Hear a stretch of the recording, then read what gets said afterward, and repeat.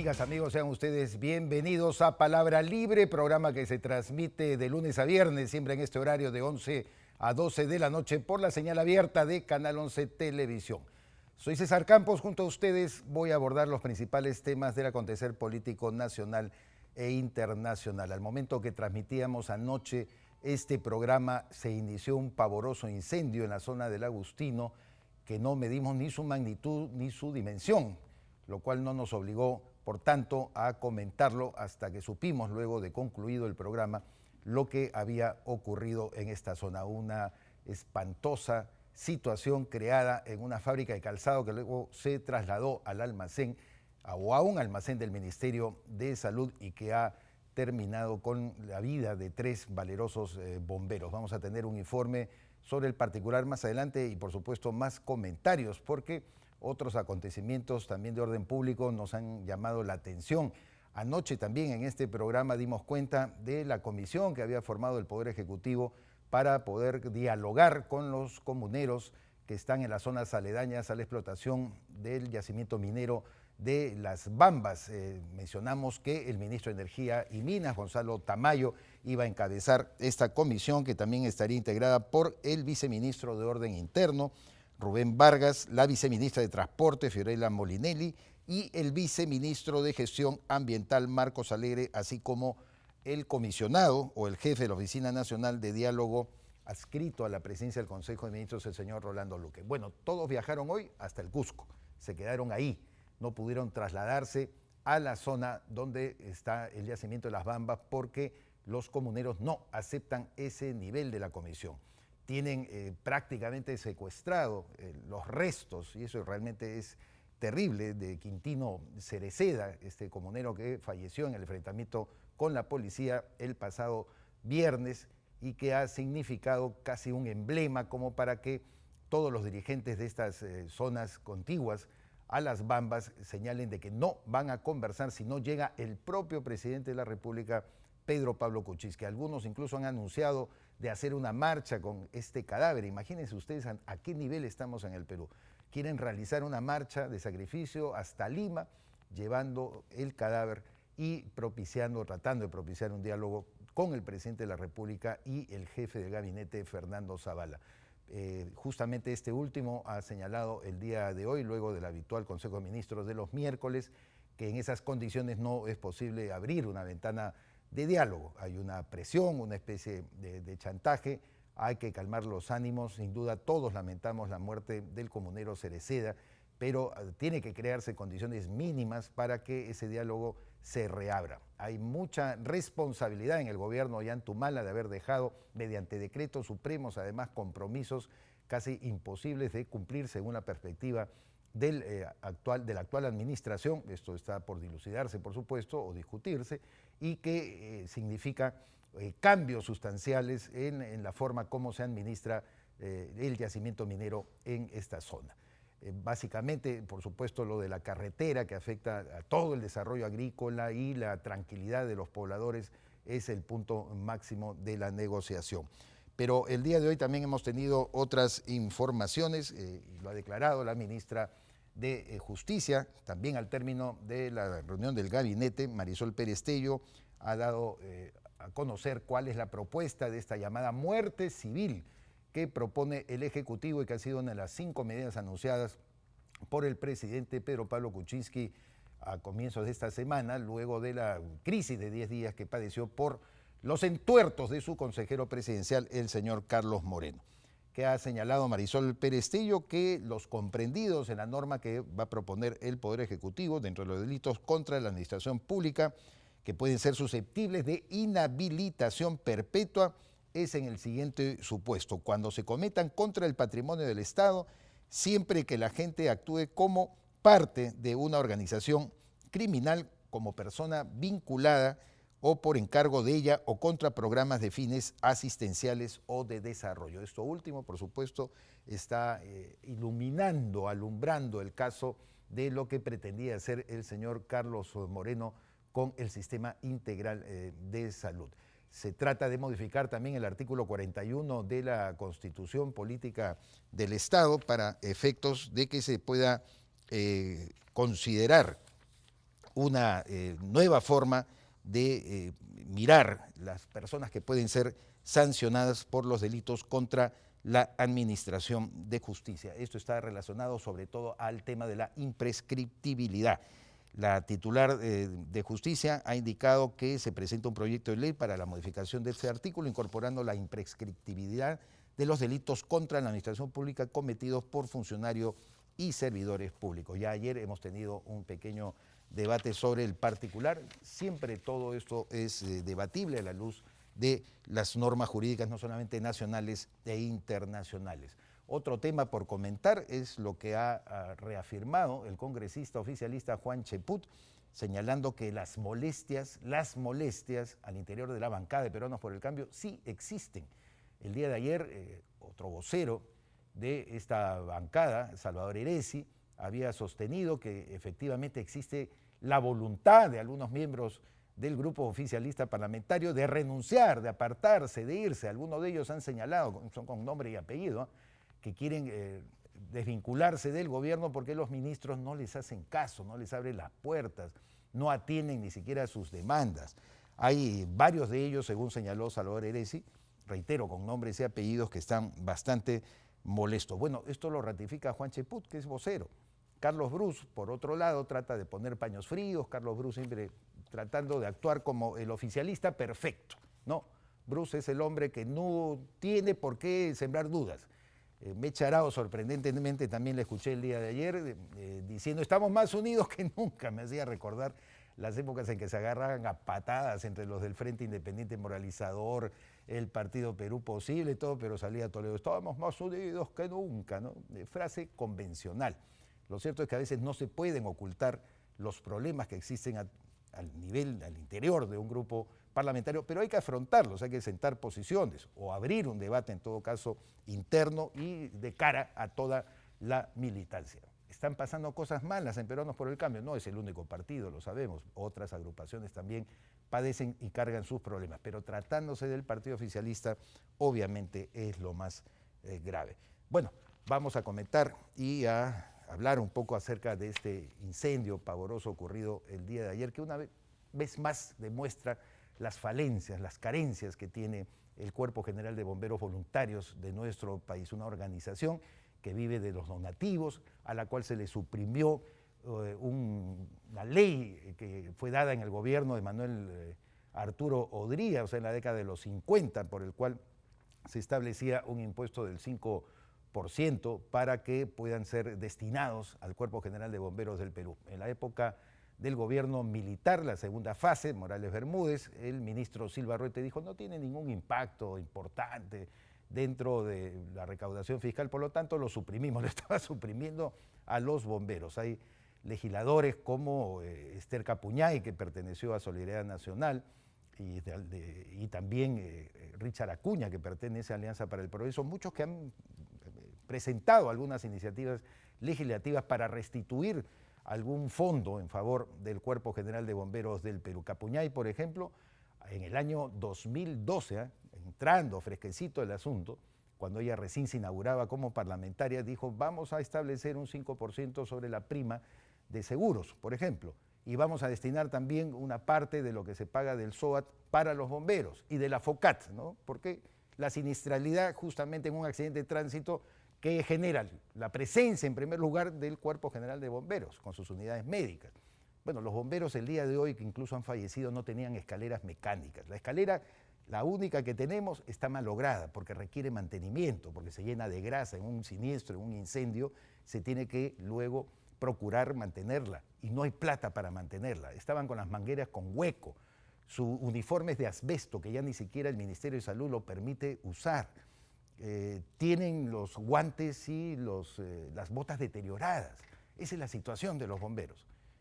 Cada vez que hay una situación de esta naturaleza, cada vez que hay una tragedia de esta naturaleza donde pierde la vida parte de este cuerpo general, todos los lamentamos, todos gritamos y elevamos una plegaria al cielo y pedimos homenajes, pero en realidad los intereses, sobre todo de las compañías aseguradoras, según se dice, han impedido que prospere iniciativas de ley que les toca su bolsillo, porque de alguna parte, de algún cuero, tienen que salir las correas en favor del Cuerpo General de Bomberos Voluntarios de nuestro país. Pero hay el otro ángulo, el otro tema.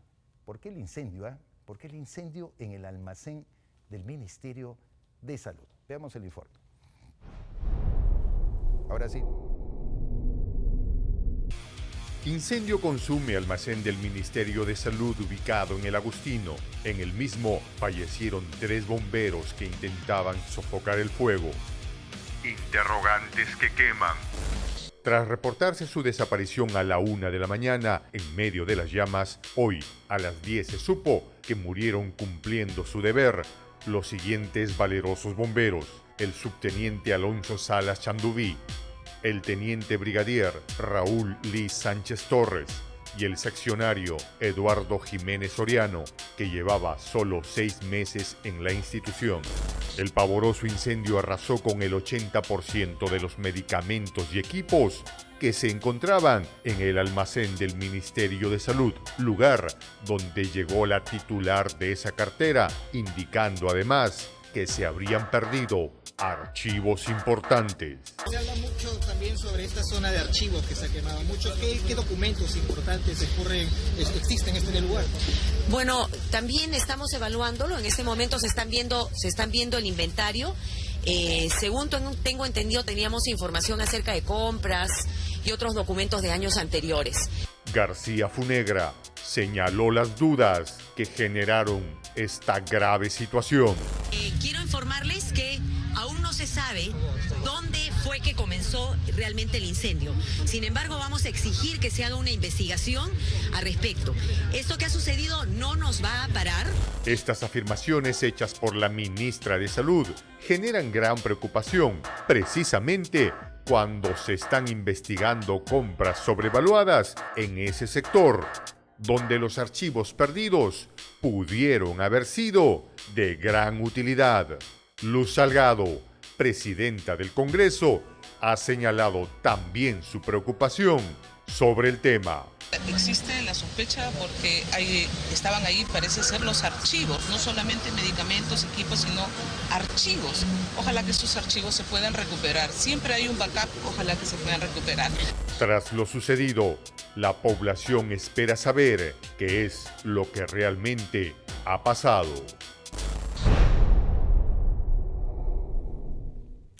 Sospecha la ministra de Salud, sospecha la presidenta del Congreso, sospecho yo como un humilde ciudadano y periodista, sobre todo a la luz de un recuento histórico donde famosos incendios, entre comillas, acabaron con importantes documentos en gobiernos pasados, y no muy pasados, de reciente factura.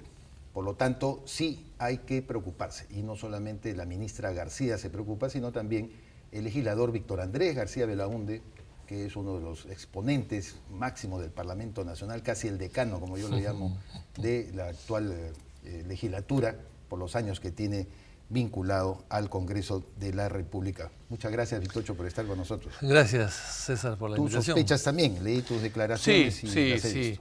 Bah, yo creo que es difícil no sospechar, casualmente, ¿no? Hay que recordar que Moreno, que ha destapado una olla de grillos y de corrupción espantosa y de una manera de actuar de un sector importante de salud, donde están metidos inclusive médicos de la salud, profesionales de la salud, él decía de que el tema no es la consulta. El negocio está en la medicina. En las medicinas. Estás en las radiografías, estás en los laboratorios. En los equipos. En los equipos. Que se malogren, además, que se queden así. Así es. Y da la casualidad que ahí están las medicinas en el almacén. Ahí están algunos equipos que parecería que se han perdido o quemado. Y sobre todo, ahí está la documentación. Hay 320 cajas que aparentemente se han perdido, se han esfumado, se han quemado. 320 cajas, cada una con un peso de 20 kilos aproximadamente. Estamos hablando de varios millones de papeles. ¿Y papeles de qué? Papeles de lo que está allí, de los medicamentos, papeles que son guías, que son facturas, que son guías de remisión, guías de salida y de entrada de los medicamentos. Vamos, que arman la historia, Víctor Andrés, de todo el sistema de compras que ha habido dentro del sector salud. Exactamente. Y no está digitado eso. Eso no está colgado en una página web, no está colgado en el internet. No Porque es está en las documentación redes. física. Es ¿No es física. cierto? No son documentos preparados de manera automática. Y que nadie se ha preocupado Claro. en pasarlos a una computadora. Claro. No los han pasado a un banco de datos. Ahí están. Son, parecería, originales o no hay copias de eso. No hay registro de eso. De tal manera que, incendiados los papeles, quemados los papeles, no hay cómo reconstruir lo que ha pasado. Cuánto se compró, cuánto se dejó de comprar, cuánto se pagó sin haber comprado, cuánto se entregó sin haber pagado, en fin, no hay nada. Y eso sí es grave. Entonces, por todo eso, es difícil pensar que el fuego haya sido accidental. Y cuando tú escuchas a la propia ministra Patricia García abrir la ventana de la posibilidad de que exista eso, ¿qué te suscita políticamente? Porque no estamos hablando de que lo digas tú, que eres de oposición, o por lo menos no eres del partido oficialista, que lo diga Luz Salgado, que bueno, puede ser lo posible, pero lo dice la propia ministra. Bueno, yo creo que está indignada, se le ve indignada. Se le ve fastidiada. Se le ve muy fastidiada porque quizás piense que se le pueden echar la culpa a ella de este incendio, pero claro, finalmente quizás alguna responsabilidad política pueda tener, quizás, pero finalmente lo que se ha perdido no la perjudica a ella, o sea, perjudica o beneficia en todo caso, más que perjudica al gobierno anterior y a la corruptela del gobierno anterior que no va a poder investigarse y que va a quedar impune. Y claro, y ella quisiera seguramente saber la verdad y no la va a poder saber. Esta documentación que se ha perdido, que se ha quemado según la información que manejo, es del año 2011, del 12, del 13 y hasta del 14.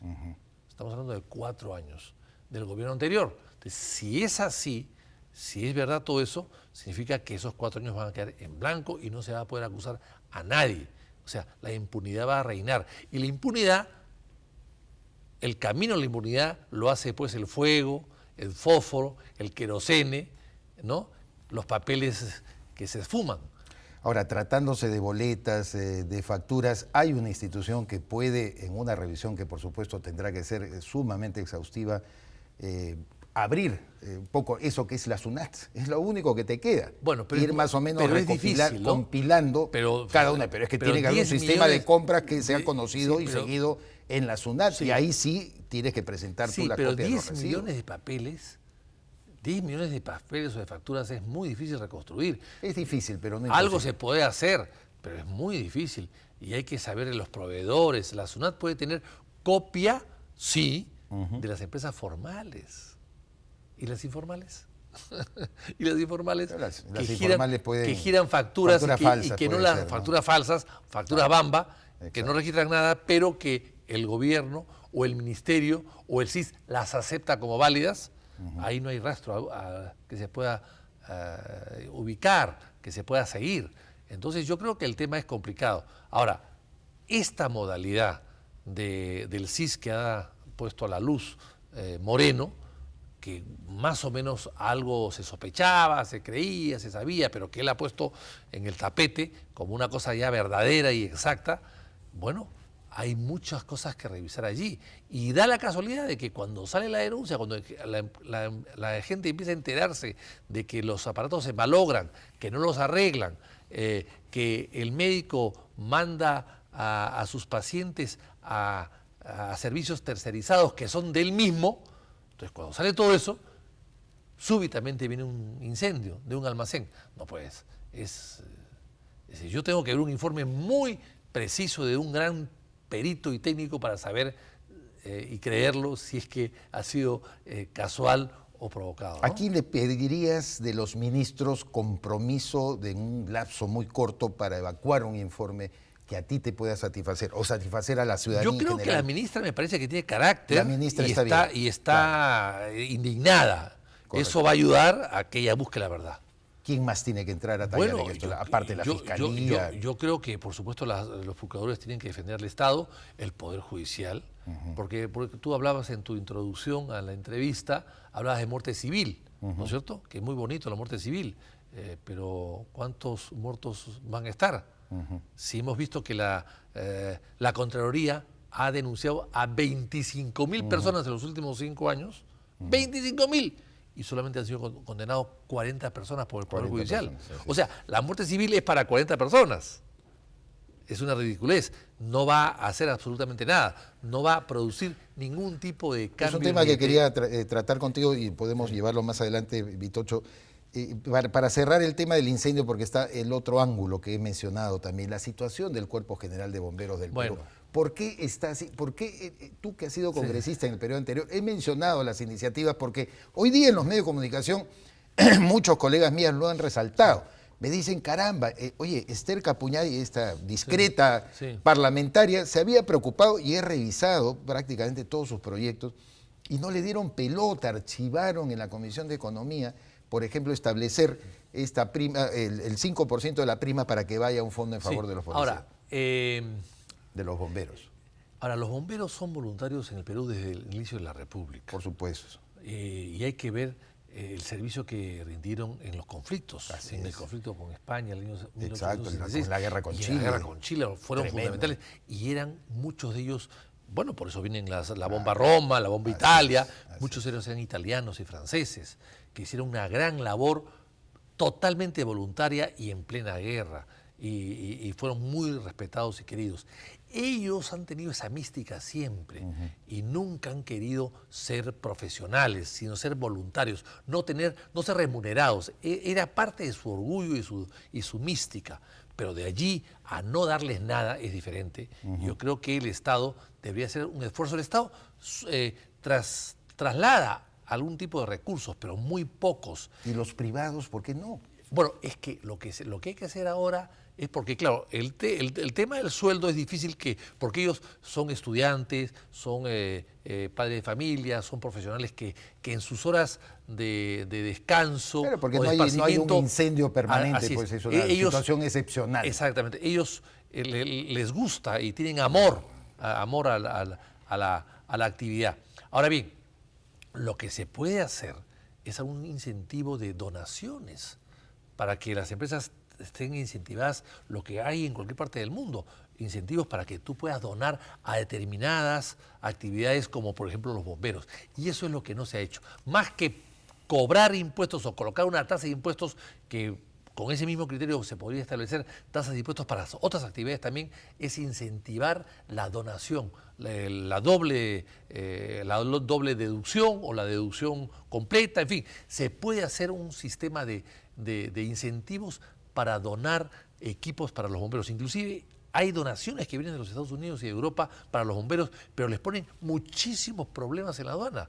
Los carros, los uniformes, les ponen muchísimos problemas. O sea, eso se puede regularizar perfectamente bien por este gobierno sin necesidad de una ley, simplemente con un decreto supremo. Imagínate, expertos decían el día de hoy que si estos 3 jóvenes que han fallecido porque tuvieron que ingresar por la parte de la vuelta de la espalda de donde estaba el almacén, hubieran tenido la escalera para visualizar, porque la escalera es justamente para eso, no solamente combatir el fuego, sino también para dar un panorama. Hay drones que ahora se han utilizado, incluso bueno, hay un sistema más moderno para tener la visión de cómo está la dimensión del incendio y dónde están los focos más importantes. Ellos han ingresado por la parte de atrás y se le ha caído una pared y un techo. Entonces, además, impresionante que ese sea el nivel de riesgo. Que es hecho en Gamarra. En Gamarra se hacen muy buenas cosas, por supuesto, ¿no? Pero que es un uniforme que requiere una especialización, telas especiales que puedan rechazar Todavía el calor. tienen las del asbesto, que ya están pero prácticamente erradicado como insumo para fabricar. Hoy día hay uniformes muy superiores a los que actualmente ellos usan. Y todo eso ha podido venir donado perfectamente bien por una serie de empresas que pueden hacerlo, pero no hay incentivo para poder donar a los Preocúpense en bomberos. el Congreso de ver algo de esto, Yo creo que sí. Víctor Esto Andrés. va a ser una toma de conciencia. Pero que sea permanente, no esperemos que mueran pues los bomberos, eso es lo que toda la ciudadanía reclama, ¿no? Es verdad lo que tú has señalado, la característica voluntaria, su mística, pero hay que llevarlos a un derrotero donde puedan tener también hubo hace recursos. 2 o 3 años un problema en el comandante general de bomberos que hizo que se retraiga un poco el sistema y la ayuda a los bomberos, ¿no? Hubo un problema de liderazgo y de un comandante general de los bomberos que quiso quedarse, un problema ahí de organización que también hizo que la gente un poco... Que puede ser que haya conspirado contra ello. Exactamente. Hablemos ahora sí de la propuesta que ha hecho el gobierno de la muerte civil. He dado lectura a lo que ha señalado tu ex colega del Congreso y amiga Marisol Pérez Tello, hoy ministra de Justicia, ¿Te parece bien la norma? Hay otras 3, creo, también que obran en el Congreso y que no sé a cuál se le dará prioridad. El tema, yo creo que la intención es muy buena y hay que hacer algo. Pero insisto, hay acá 2 temas que habría que discutir y superar, ¿no? Y despegar las dudas que pueden haber. En primer lugar, la parte constitucional, porque claro, si tú cumples una condena, la sociedad te está rehabilitando. Ya estás rehabilitado. Claro. La sociedad te ha rehabilitado. Entonces, el hecho de que no puedas después trabajar en el Estado, que es el gran, empleador del país, entonces significa que no has sido rehabilitado, estás falto de una condición que el Estado te da. Es una capiti diminutio, como diría Javier Vallarrez. Ahí hay un tema que puede ser discutible. Yo creo que hay que ir más allá, pero es un tema que puede ser discutible. Y en segundo lugar, el tema es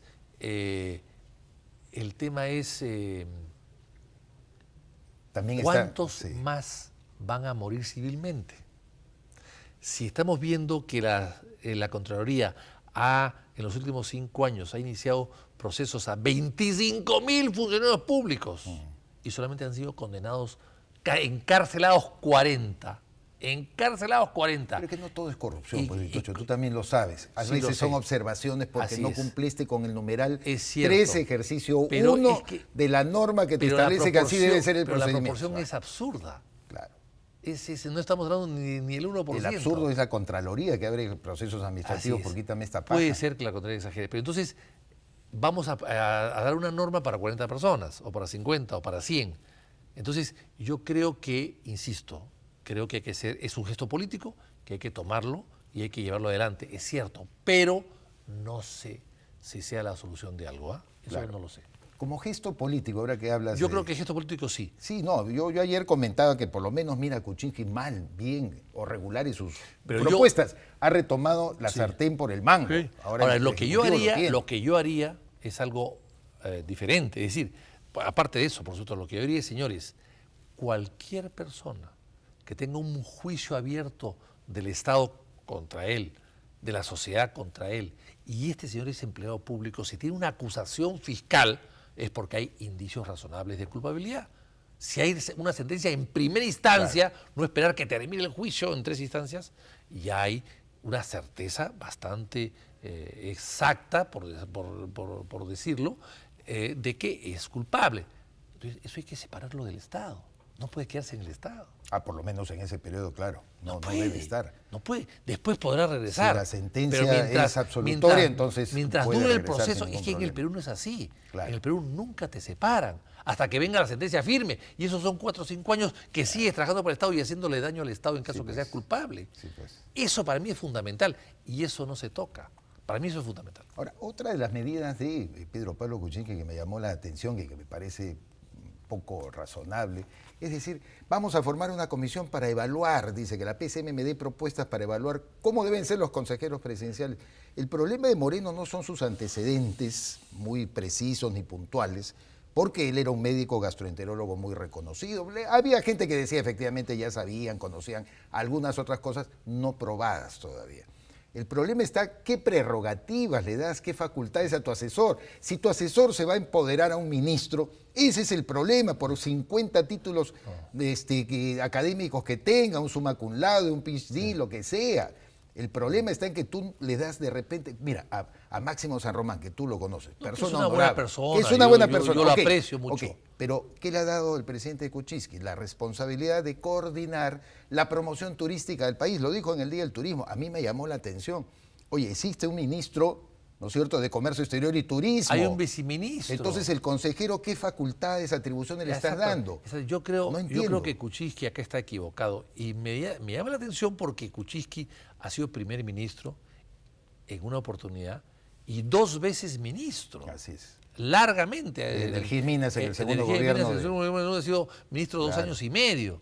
Y después ha sido ministro 1 año y pico o casi 2 años más. O sea, tiene una experiencia de gobierno y me extraña que él diga que ayúdeme en qué sirven los ministros, los asesores. Dígame cómo defino los asesores. Hay 4 definiciones. Exacto. Cada ley tiene su propia definición de qué cosa es un consejero.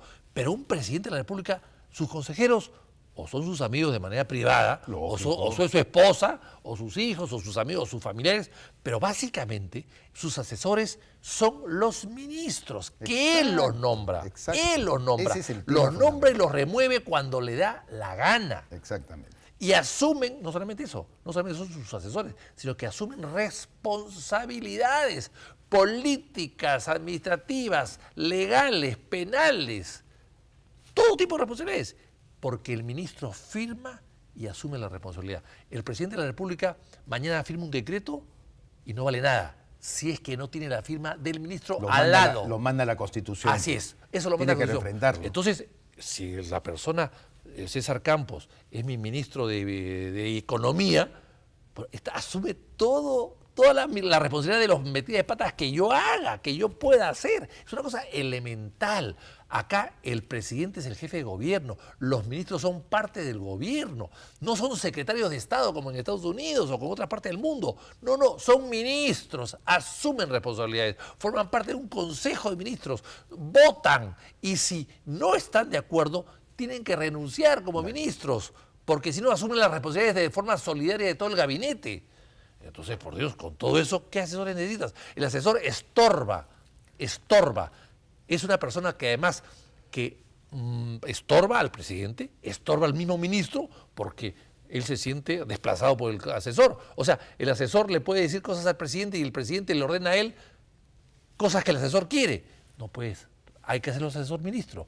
Y esta discusión de los asesores es una discusión muy vieja que Muy antigua y que se actualizó con Vladimiro Montesinos. Claro. Y entonces me da la impresión Lo de más que emblemático. me da la impresión de que no hemos aprendido la lección. No Y hemos aprendido también la decían de lección. Vladimiro, no es funcionario público, ¿te acuerdas? Así es. Esas son cosas que cuando uno le trae a la memoria frases parecidas que no obviamente se va a comparar ninguno de los casos Pedro Pablo Kuczynski con las malas artes de Alberto Fujimori. Sin embargo, las frases son casi las mismas. No es funcionario público porque no cobraba. Yo recuerdo perfectamente cuando Fujimori decía así de Vladimiro Montesinos. Claro, pero lo que pasa es que en el caso del señor Moreno no puede cobrar 2 veces, ya cobraba en el CIS, Sí, claro, cobraba en el claro. hospital, Eso es lo no que se podía sabía. cobrar 2 veces, pues por eso es que no cobraba.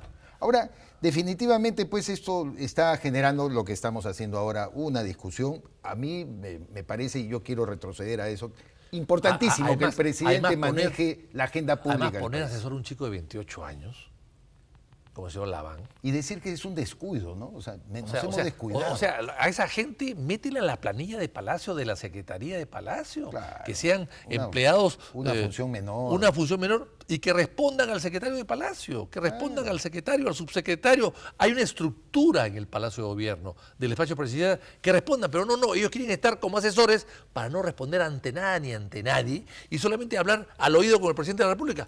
¿Qué Ahora, es esto? finalmente, Víctor Andrés, justo el tema de Laván, de Gilbert Violeta, todo esto ha traído como consecuencia lo que he mencionado también, que a lo mejor tú, por la proximidad que tienes a ellos en el Congreso, lo sabes mejor que nosotros. ¿Qué está pasando con la bancada de Peruanos por el Cambio? ¿Cuál es tu sensación? Esta crisis que ha reconocido Salvador Heresi, que la ratifica además el vocero Juan Cheput y la niega Carlos Bros. Bueno, va a haber hay una crisis y yo creo que la crisis va a quedar ahí, no va a desaparecer, más bien puede avanzar conforme avance el gobierno, porque este es un gobierno que, digamos, cuyo presidente no tiene futuro. Él ha dicho que es su último puesto en la vida, es su último puesto en la administración pública. Por eso no le interesa a él el partido, no presentará candidatos en el 2018 Entonces, si el a gobiernos regionales si ni PPK municipales. eres tú mismo, tú eres tu propio partido, yo soy mi propio partido, yo soy el partido, yo soy PPK, yo soy Peruanos por el Cambio, yo soy Pedro Pablo Kuczynski, o sea, y él sabe que no tiene futuro, ergo el partido tampoco tendrá futuro. Claro. Tampoco, salvo que surja pues un nuevo líder, pero no veo allí que pueda surgir nada. Entonces, lo que hay es- al no haber futuro, cada cual buscará su futuro de manera individual conforme acabe el gobierno, vaya avanzando el gobierno. Claro. Entonces, la unidad que hoy día no hay, y debería haberla a los 100 días del gobierno, 90 días del gobierno, no tiene por qué haberla, ni la habrá a los 2 o 3 o 4 Pero no ves a del gobierno. Heresi y Violeta pugnando por tratar siquiera de mantener, de hacer sobrevivir siquiera la caparazón de Peruanos por el Cambio. Es que lo que pasa es que lo que yo estoy viendo es que hay gente que ha venido de diferentes sectores. No ha habido un equipo de campaña unido ni ha habido un equipo de campaña que ha coordinado.